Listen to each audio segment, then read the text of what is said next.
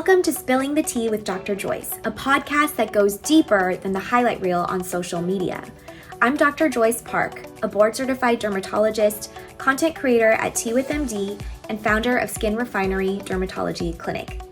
Each week, I will be joined here by a remarkable guest, and together we'll discuss stories and strategies for balancing our challenging careers with our personal relationships while making time for beauty routines and self-care. So grab your favorite cup of tea, get comfy, and let's get ready to spill the tea together.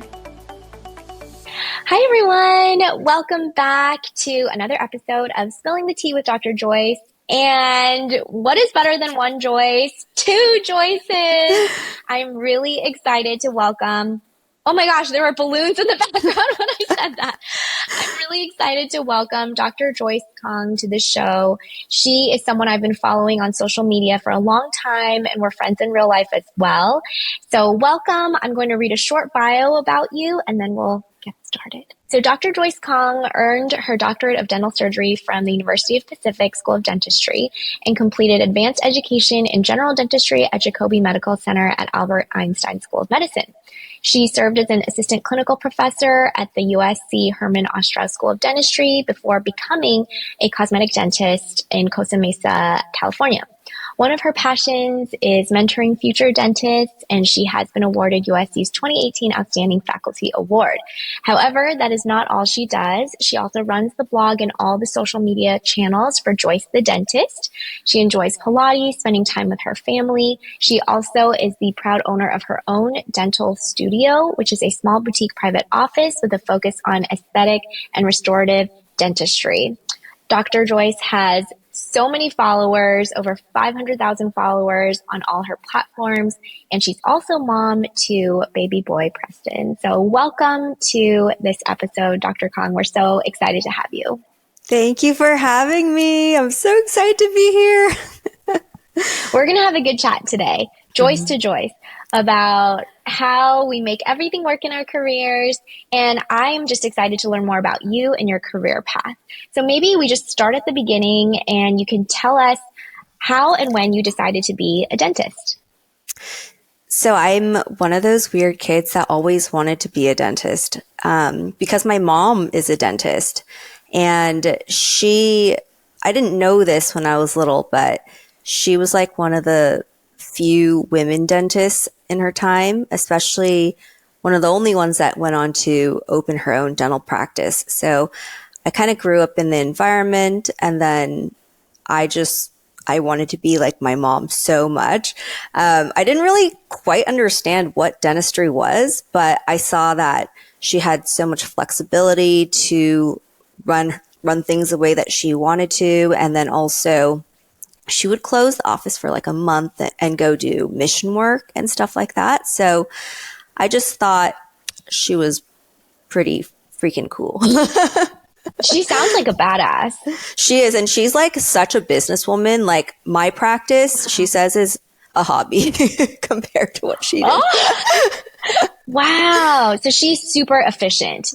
She is. Even now, like I call her like every day. And it's funny because I feel like if we worked together, we would butt heads because people always ask me why she didn't save her practice for me, because she actually sold her practice when I was in dental school. And people are like, why didn't she? But I think we run things so differently. Like she's a savage businesswoman. But one good thing is that I always knew that I could be a dentist or could be a business owner, had no doubt in my mind because I grew up in that environment. And I think that's why representation is really important, because who you surround yourself with, like that was a privilege for me. That's so wonderful that you had your mom as such a strong role model. And is she an immigrant as well? Mm-hmm. Wow, that's really impressive that she managed to find her way despite the challenges that come with being a first-generation immigrant and really succeed as a career woman while also raising kids. Yeah, it's one of those things where she killed it. And then also I learned from her, I was like, I don't want to work as hard as you.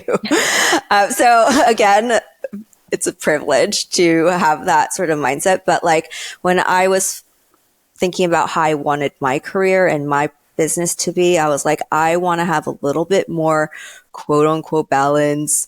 Like, I don't want to be balls to the walls at work all the time, because there are some things that she does regret. And this is like, I think, very immigrant mentality. Like, I didn't see her very much because she was really focused on work.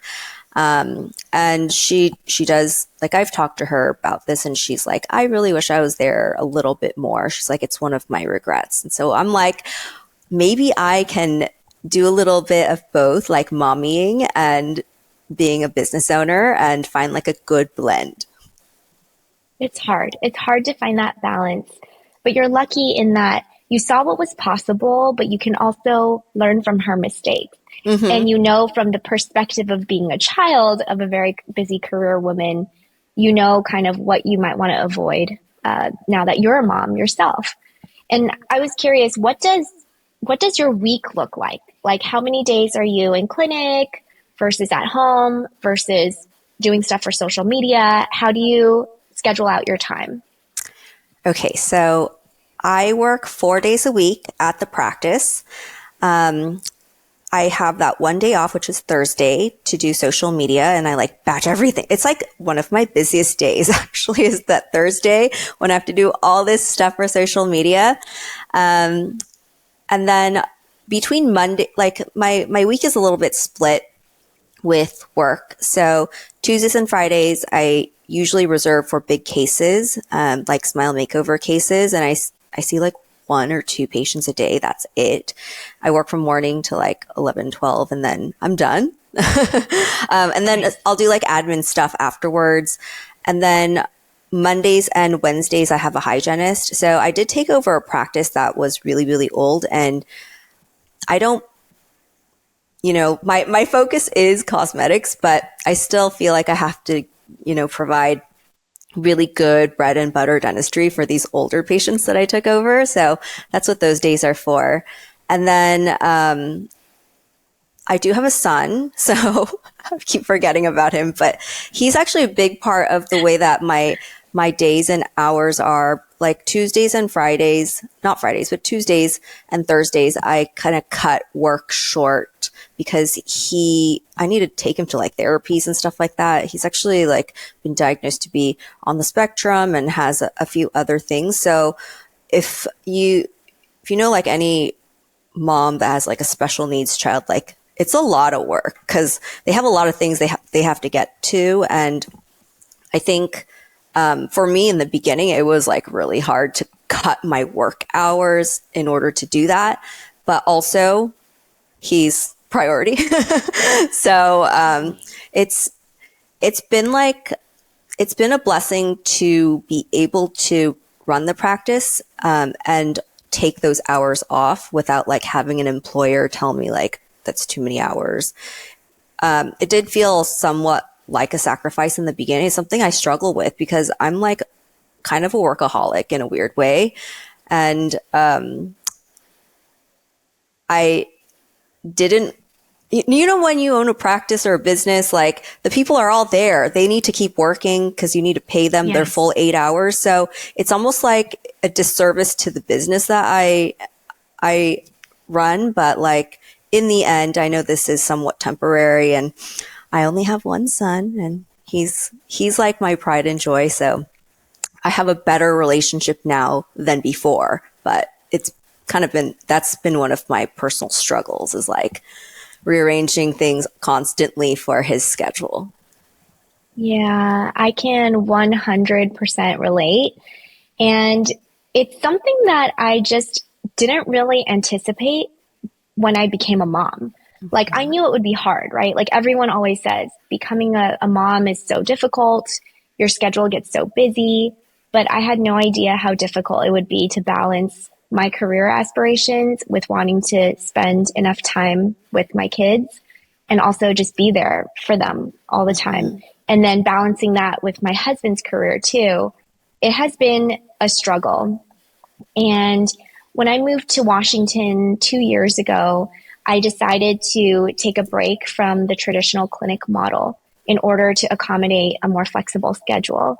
So before, when I was in the Bay Area, I was working for, Kaiser and then for PAMP for a few years. And when I moved out here, I also interviewed at a couple places. But then I decided that I was at a point in my family life that I felt like my kids really needed me. And so I decided to transition to a telederm model where now I have more flexible hours. I can see patients from home, and I do that while my kids are at school. So it definitely is a challenge. And one thing that I wanted to ask you too is, I know your husband is also a dentist, and I was curious how you two balance your schedules. Yeah. So for those of you who don't know, my husband is a dentist. His name's Byron, and he's like a paid actor on my Instagram. He does not want to be, he hates social media. I see him on your YouTube blogs, and I'm just so impressed. He hates it. He hates it. But he's like, he knows it's part of my business now. And so he's like, okay, fine, I'll be on it. But we don't work together, which is a question we get all the time. It's like, why don't you work together as dentists? But I think we would kill each other. Like, our personalities are so different, and the ways that we do dentistry also so different. So he is an owner in more of a DSO corporate style model. And in dentistry, you're either in usually it's private practice, which is what I am. And then he's in the corporate model where I think half or more of the business, half or less of the business is owned by a corporation, and they have multiple branches. And then they're co-owned with a dentist because you need to have a dentist in order to have a dental office. So he works in that model. Those models are usually, not always, but they're high volume. So he's taking all insurances and working like a dog. And then he has 15 operatories in his office and every specialist. So they're doing things at a very big scale. And I'm on the other side of the spectrum where I have 2 chairs. I see one patient at a time. I don't take any insurance. I'm doing very niche dentistry, very boutique style dentistry. Even the bread and butter that I do, it's kind of they don't teach it in school. I select all the materials myself. So we are very different. And I think if you put us in the same room, I think he could survive, but I don't think I would be happy. Your marriage would definitely be put to the test if you guys work together. Yeah. So that's why we don't work together. He's the enemy. No, I'm just kidding. I like that. Even within one house, under one roof, you have 2 practices that are on the opposite ends of the spectrum. And I'm sure that the practice setting you chose just really fits your personality and the type of schedule that you want. Yeah, I mean, I think what's cool, especially what you do, is you're taking something and there's a traditional model of how it's always been done, and you're kind of molding it to your life and also pushing the bounds of that career so that, I don't think many women owned their own dental practices back in the day, but we have our own inherent struggles, and being a practice owner is not easy. So I'm always let's adapt this old school model to something that better fits our lives. For me, as a woman, as a mom, my husband, he's chill. He'll work in any model. Does he have a more chill schedule than you comparatively? It's more high volume. So it's if he's running a little behind, the patients are waiting in the waiting room. And that's just the model. So if you've ever sat in the waiting room at a dental office and it's been an hour, usually it's more of a volume sort of office. Whereas me, I'm very structured. I'm very timely. So, and I see one patient at a time. So right after one patient, the other patient is there, and they are on time because I am on time. And if they're not on time, they will definitely be trained to be on time. So it's not more chill, but it's more, I don't know what the word is. It's not as regimented. Yeah, it's just a different pace. I've worked in both models as well, because dermatology clinics are also very high volume, 10, 15 minute turnover per patient. And so I've been on that side, but then now my practice is like the complete opposite, where I spend 30 to 45 minutes with each patient and we talk about everything they want to talk about, which is like acne, rosacea, hair loss, whatever. Plus we do a full skincare routine. So it's very, very personalized. So I totally know what you mean. And having experienced both models, this model is the one that makes me happy at the moment. So I'm in the same boat as you. I think your model is so cool. Like when I had Preston, I thought about just selling the business. I was like, I don't even want to own a business anymore. I want to be a mom. I don't know how to proceed. And thankfully I did keep the business, but I definitely started making changes to the business to be more available as a mom. Yeah, I think that's something that we all figure out after kids is how much time do you need, if you can make adjustments in your career, and what those adjustments can be. Mm-hmm. So that was one big lesson for me, was just learning to be more flexible and kind of go with the flow. And also for us, my husband and I kind of took turns leaning into our career. Even though I really joke, I want to be like Ali Wong. Is her name Ali Wong? The comedian? Yeah, the comedian. Yeah. Yeah, and she's like, I don't want to lean in, I want to lie down. I lie down, Joy. I do too, but I wouldn't be happy lying down either. That is true. So knowing that your practice is this more boutique model, and I assume you get a lot of patients through the internet, tell me a little bit more about how Joyce the Dentist started. What platform did you start on? What was your motivation to start on social media? And how has that changed the way that you practice? It has changed my life and my practice so much. And by the way, I don't think I've ever told you this, but I think when I had first started Instagram, you actually put me on your stories and said like, I love this account. And I remember that was like my first time getting a flood of followers, like just from a shout out. And I was like, holy this is crazy. Yeah. So yeah, you have influence. I think that was my first time experiencing like influence on a social platform. It's like, oh my God, she just said to follow her, and then they did. Wow, no, you've never told me that. That is, wow, that's wild.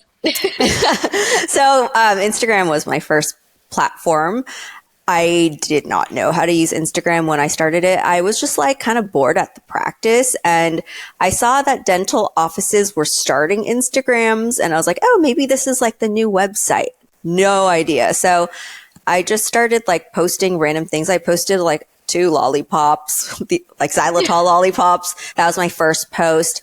And then I started scrolling and I saw like one dentist. She's like probably the first dentist on Instagram that wasn't just doing like the boring stuff, but she got like crazy likes and follows. And I was like, how is she getting like crazy likes and follows or crazy likes and comments when like I'm not getting any? So I was like, okay, how does this really work? And I was teaching at USC at the time, and there was this dental student.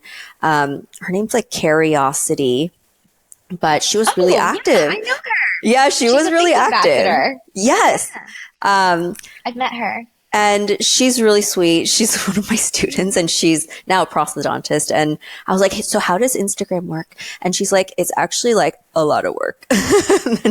You have to be really active. It's not just like you post and then people like it or don't. It's something that you have to keep working on. And so I was like, okay. That was really important for me to realize, because for a lot of my career, like I was just like, if I'm good enough, things will happen. But with Instagram, it's almost like you realize your posts and stuff, they need to be improving constantly, but the actual content of it, whether it's good or bad, it's kind of like, it doesn't necessarily matter that much. You have to be consistent, and you have to like actually be social and like connect with people and like create a community to be successful. And that was very eye-opening for me. And so I don't know if the people that listen to the podcast, like they are trying to grow on social media or not. But I think all the stuff I do on the back end, like interacting with other accounts and commenting on people's pictures and reels, that part is what takes up the most amount of time, not actually making the video. So that was very eye-opening. And then once it started getting rolling, I didn't have any pictures to post on Instagram because I was like 25 pounds heavier in dental school. So I deleted all my photos off the internet. I had nothing. And I went to go take like model shots afterwards. That used to be a thing on Instagram, but I just started making videos, and this was before like a lot of people were making videos because I could just turn on my phone and do a video about like how to brush your teeth. And those ones started picking up a little bit, not a lot, but a little bit. And then I went to go take my model pictures, and then I just kept being super, super consistent. And to this day, I don't think I've missed posting like even for 1 week. Like you post every single day? Oh, no. I don't post every day. That's crazy. That's crazy. But like post once a week at least. Once a week at minimum since I started. Yeah. And then now there's like TikTok, because I'm on TikTok, and that TikTok is like a whole different ball game. I've been on TikTok since the beginning. I should be like, have it exploded, but it took me a long time to figure out TikTok. Like those, it's different.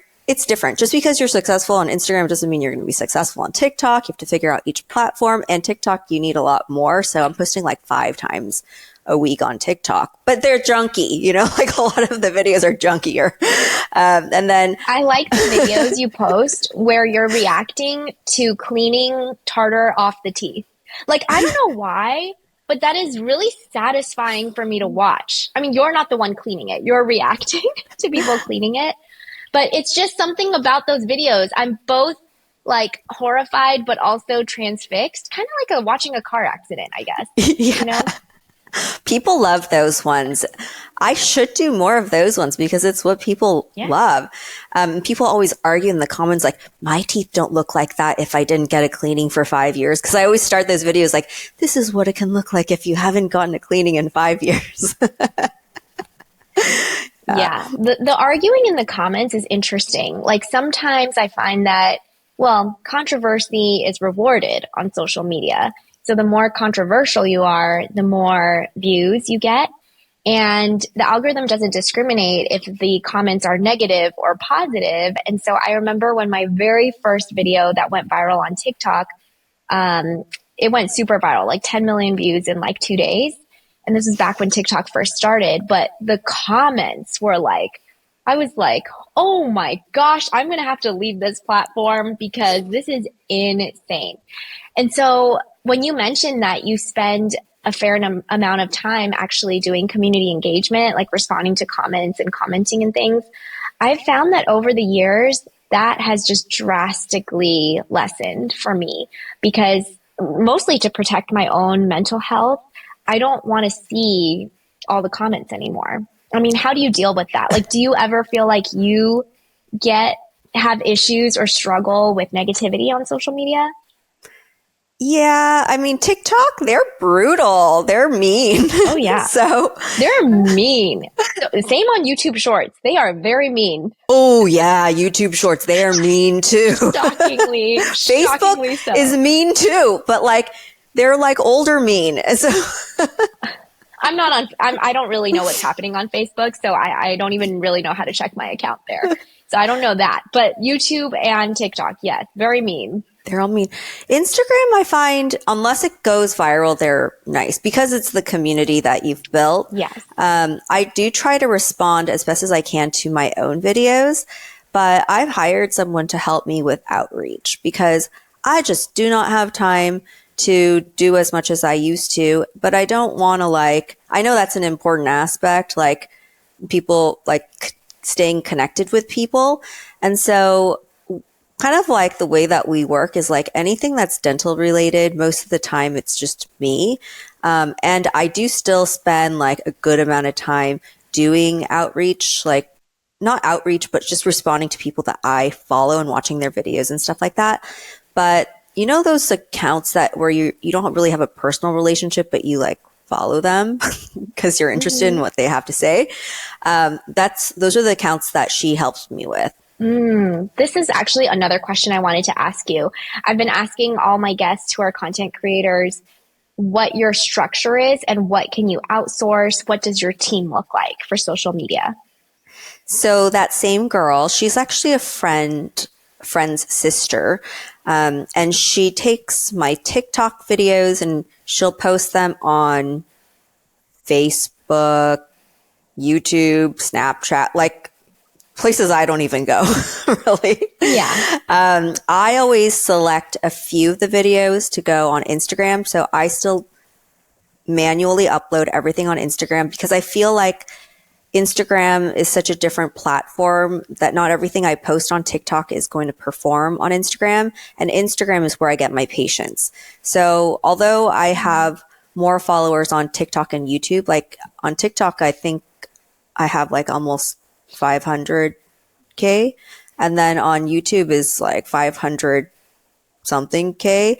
And on Instagram, I'm like at 130 something K. So there's less on Instagram, but the community is way more powerful and it actually drives like all of my smile makeovers. So all of my cosmetic patients come from Instagram, which is crazy. I've been able to drop my marketing spend from my practice to 0, which I used to spend so much and it would get me not that much in terms of like quality patients. That's amazing. So social media is actually your main avenue of marketing. And it's free relatively, except for what you pay your assistant.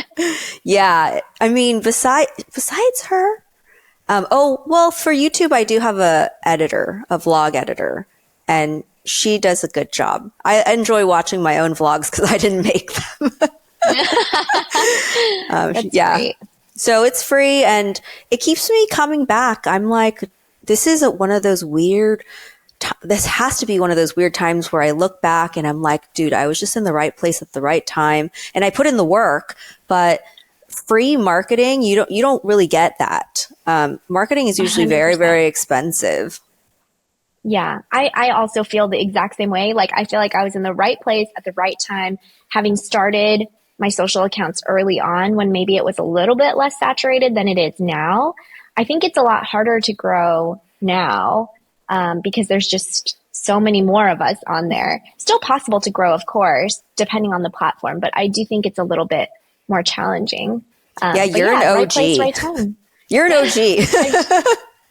I feel like I've seen all the platforms like come and go. I've seen like different creators come and go. I remember there's a few creators that I started out with who don't even do social media anymore. Like they just are doing their doctor job and they're just like, we don't want to do this anymore. So it's definitely been a very interesting ride. And I never would have expected that social media could be lucrative as well. And it is just such an unexpected like gift.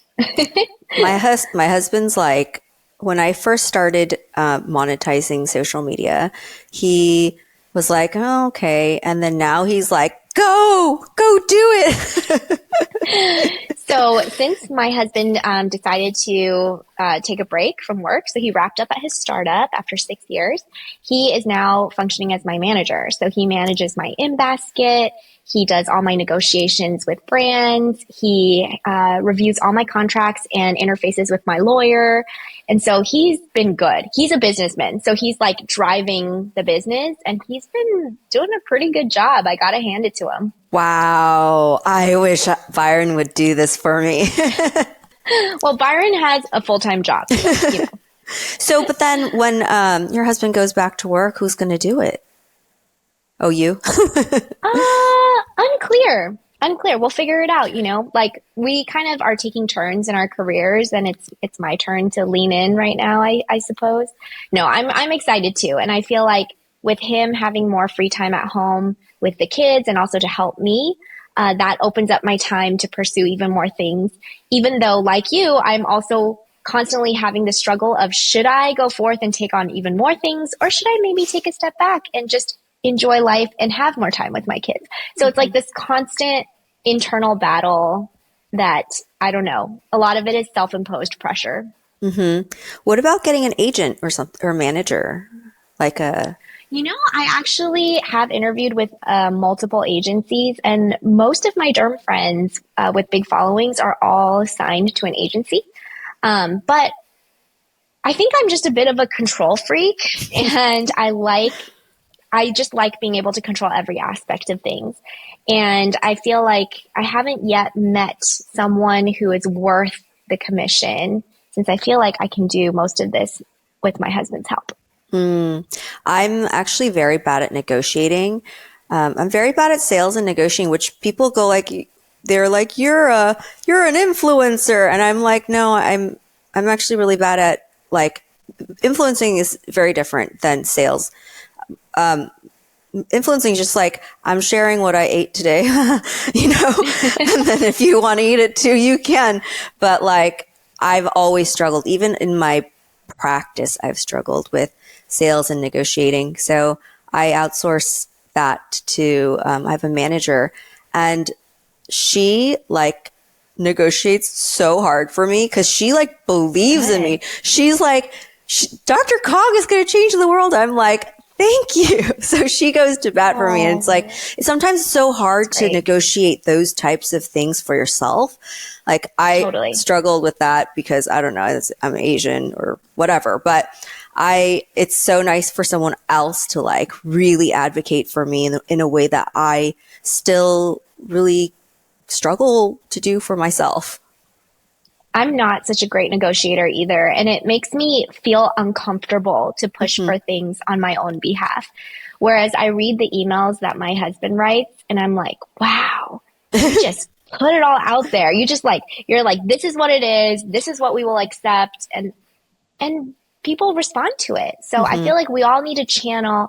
I don't know what it is. I do think part of it is being an Asian American woman and growing up in a household where I was told to be very agreeable and to listen. And just having to unlearn that in the workplace has been a lifelong journey.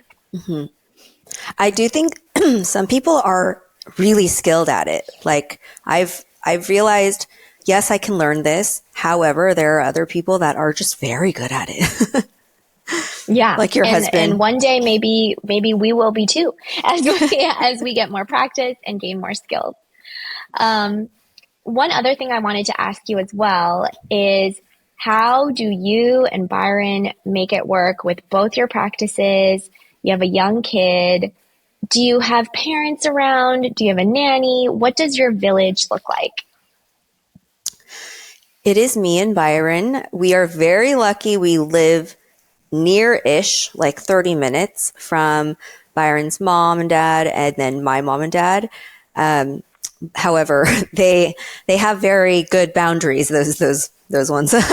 So they helped us a lot when Preston was very, very young. But now that he's older, he's in daycare, they're really like great to have around for like if he gets sick, because we're both at work and you can't just drop all your patients and go pick up your kid in the middle of the day. So that's really nice. The priority list, the sequencing is usually like Byron's mom first. She's a very motherly woman.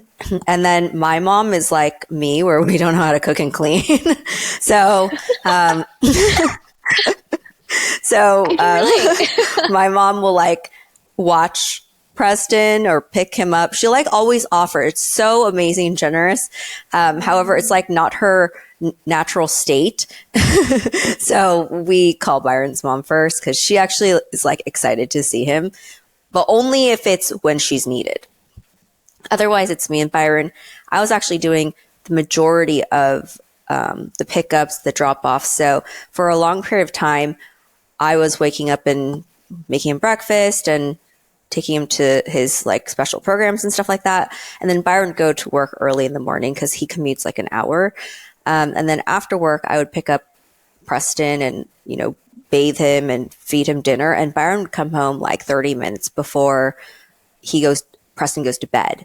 So that was our life for a long time. But I was unwell. I was like That slowly sounds so hard. unraveling. And I literally had an emotional breakdown in January of this year. And I was just like crying. I was like, I'm breaking in half, like, Humpty Dumpty. So Who's going to put you back together again?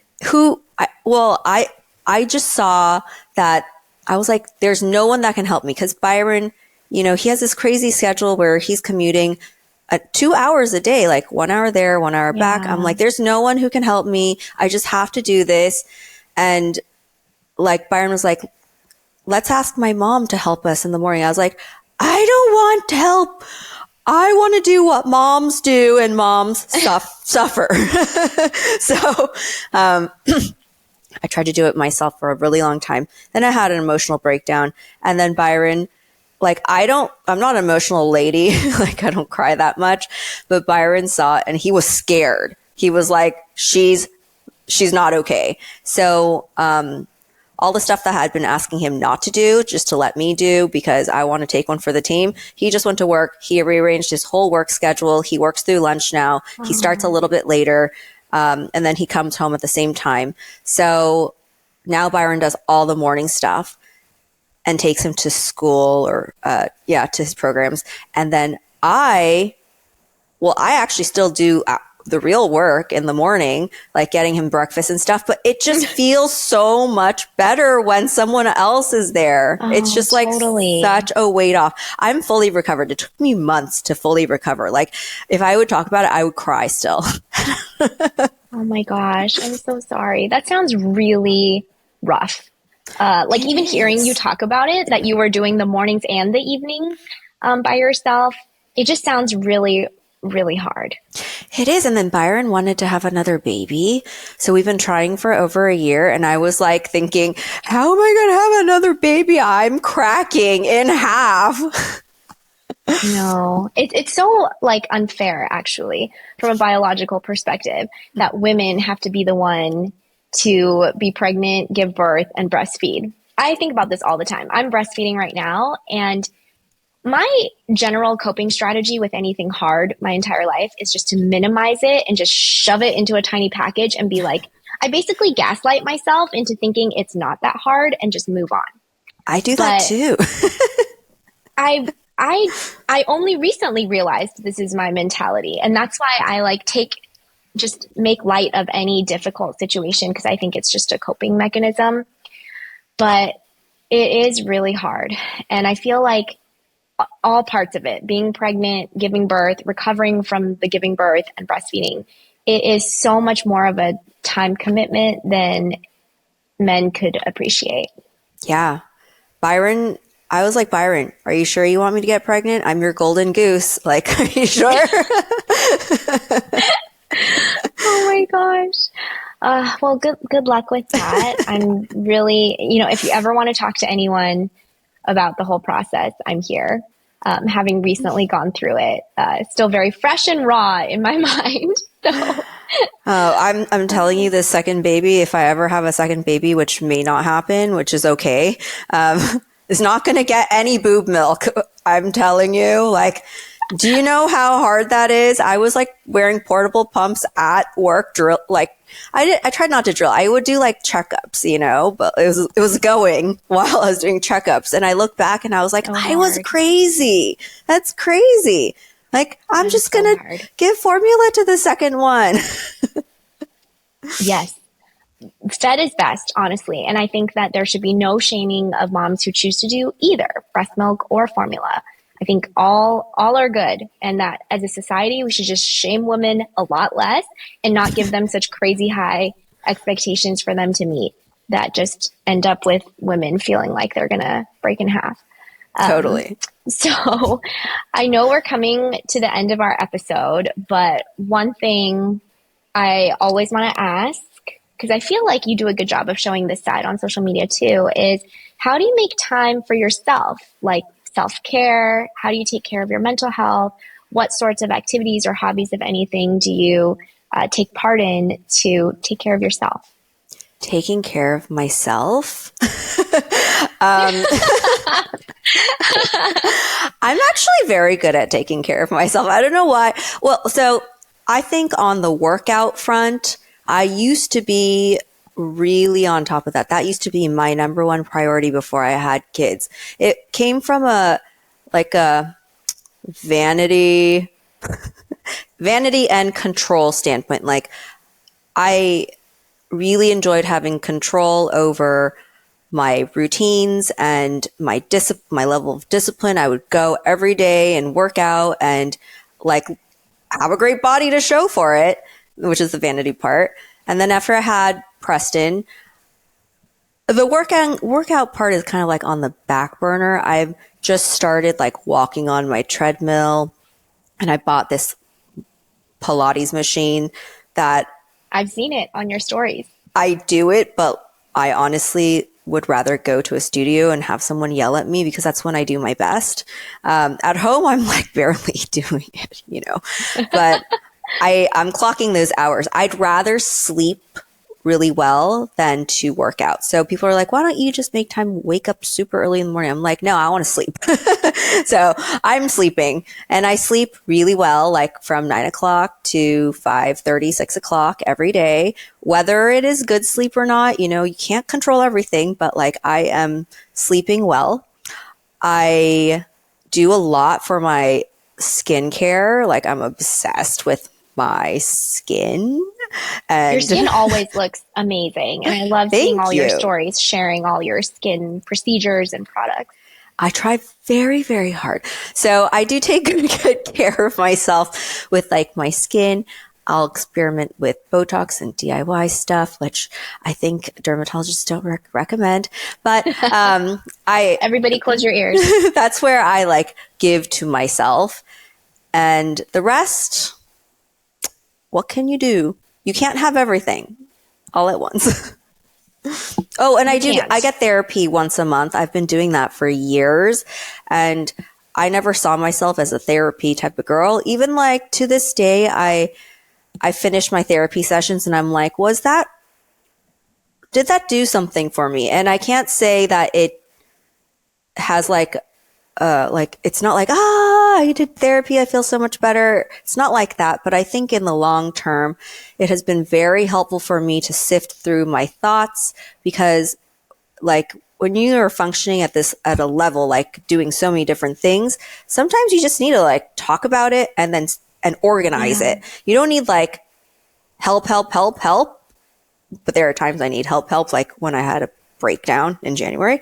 But like usually it's just like organizing things in my mind. And also the therapy has helped me to realize there are some things I had to unload, like some of my Asian upbringing that was holding me back in my career. And like, it just helps me rewire things so that I could be a better leader or better at whatever I choose to do, and also leaning into my strengths instead of like just nitpicking myself and like trying to fix all my weaknesses. So it's been extremely helpful, but also in the marriage front, because my husband's not an amazing listener and I'm a great talker, and you can't like make him want to listen to all the things I have to say. So I talk to my therapist instead of my husband.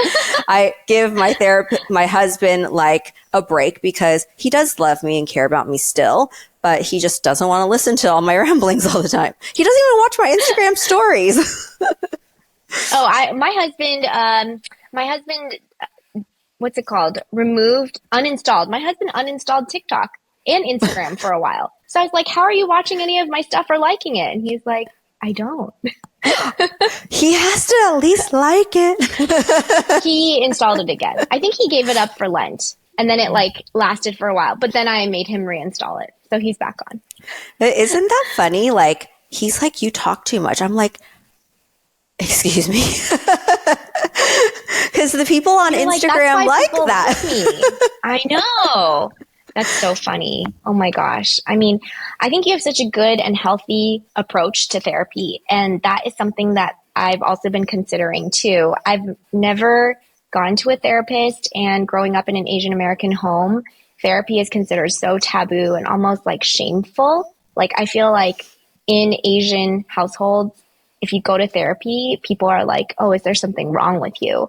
But actually, I've been trying to just unlearn that and just change and shift the mindset to thinking like, well, just like we see a doctor for checkups and maintenance of our mental health, that's what we can do for therapy. It's like just a routine checkup and just fine tuning how you respond to different emotions and different situations. So yeah, I feel like, I'm on a journey with that as well. So it's hard to find a therapist that you like, quote unquote, click with, because I think that's what I would have been searching for. But my personality, I don't think I would have ever found that therapist. The guy that I've had forever, he was actually free when I was teaching at USC at the dental school.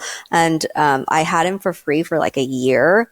And then when I left, I just continued with him because he already knew how like weird I was. So I was like, I don't want to train, like show that to another person. I'm just going to stick with him. And I would have never chosen this guy, like, honestly, but he is great. Yeah. And now he knows you and he's like your little buddy through life. So, yeah. No judgment from him.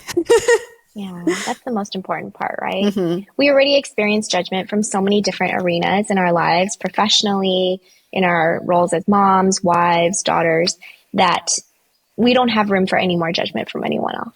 Mm-hmm. So thank you so much, Dr. Joyce, for being on this podcast episode today. It was really refreshing to talk about a lot of these different topics. And thank you for sharing and just being so open and vulnerable about some of the challenges that you face that I think a lot of us face in our day-to-day. Yeah. Can you please tell the audience where they can find you on our social media? Well, thank you for having me, Dr. Joyce. My social media is Joyce the Dentist everywhere.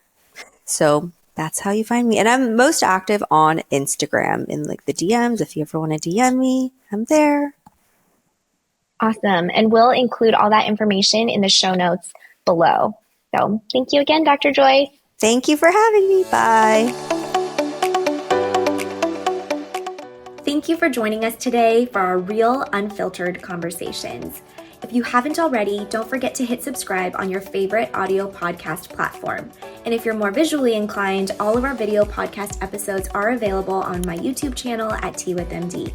For more beauty and skincare content, don't forget to check out my Instagram and TikTok at Tea with MD. Remember, life isn't just about the curated content we see on social media. It's about these real conversations we have with each other. So continue spilling the tea with your friends, family, and loved ones. And together we can create a more open, connected, and authentic community. Until next time.